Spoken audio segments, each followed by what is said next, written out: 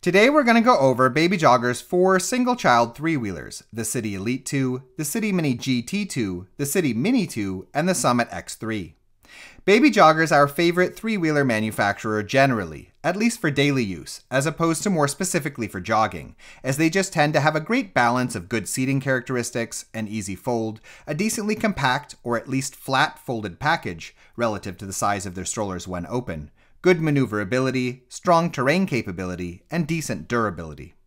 So let's get started then, looking at each model in terms of child comfort, ease of use, longevity and driving characteristics, as well as how the differences between them impact performance in relation to variations in lifestyle and environment.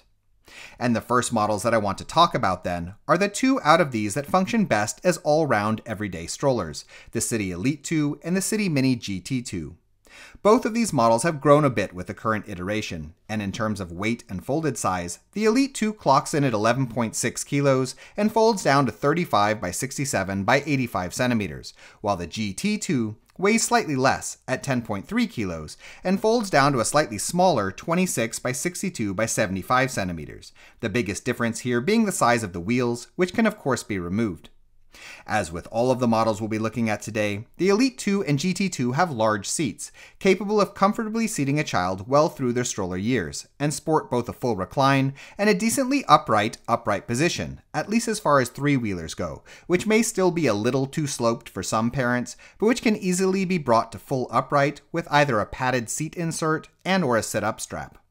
As far as driving goes, neither of these models are appropriate for jogging, but both work well off-road, with the Elite 2 being a bit better of course, capable even of tackling rougher hiking conditions with its 12-inch wheels, while the GT2's 8.5-inch wheels are more oriented towards lighter rough ground, like dirt roads and cobblestones and so on, having comparable terrain capability to the better four-wheelers out there.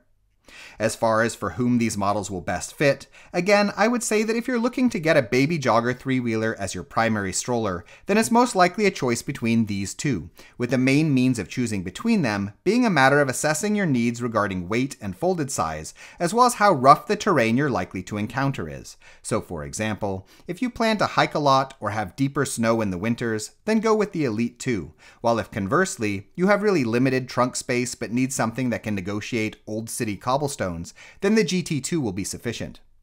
Moving on, let's look at the regular City Mini 2, as in without the GT part, which weighs only about a cup of coffee less than the GT2 at 10.2 kilos and folds down to a slightly longer 83 by 61.5 by 23.5 centimeters, which is the result of having a non-adjustable handlebar.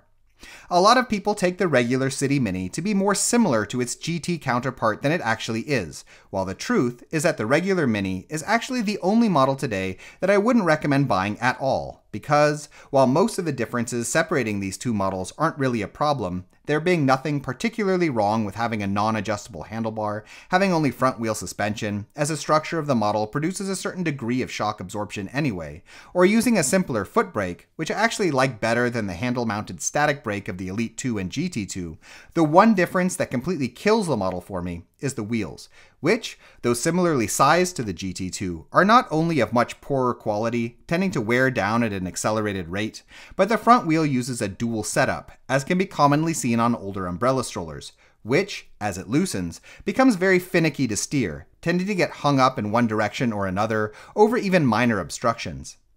And last up today then is the big brother of the group, the Summit X3, which is a little larger and heavier than all of these other models, weighing 12.7 kilos and folding down to 85 by 67.5 by 35.5 centimeters, but which is also sturdier, the main frame, folding mechanisms, and other elements having additional reinforcement, which is even more capable on rough terrain due to increased suspension and larger 16-inch rear wheels, and which is one of the few three-wheelers out there with a lockable swivel wheel, to, in my experience, be able to really stand up to the rigors of handling actual jogging, due to the strength of the front wheel housing and swivel locking mechanisms, which are often built a little too weak on hybrid models to hold up to wear down the road.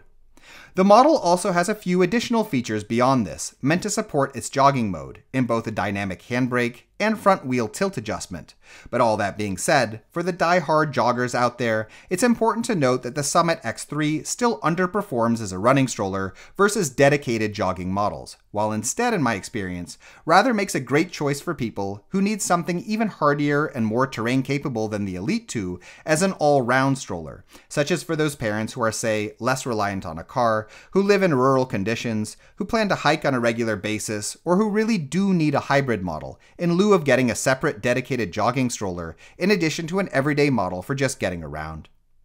In any case, we hope you found this video interesting, and if you did, please subscribe, or even hit the donate button if you're so inclined, as this sort of support really helps us to continue making videos in the future. If you'd like to know more about the first two models in this video, we have standalone reviews for them that go into a lot more detail, and links have been added in the description. In addition, if you're currently shopping for a stroller, we have a buyer's guide on our Patreon page which lists a wide range of models that we recommend, with a lot of technical and lifestyle related information. You can find it by following the link in the description as well.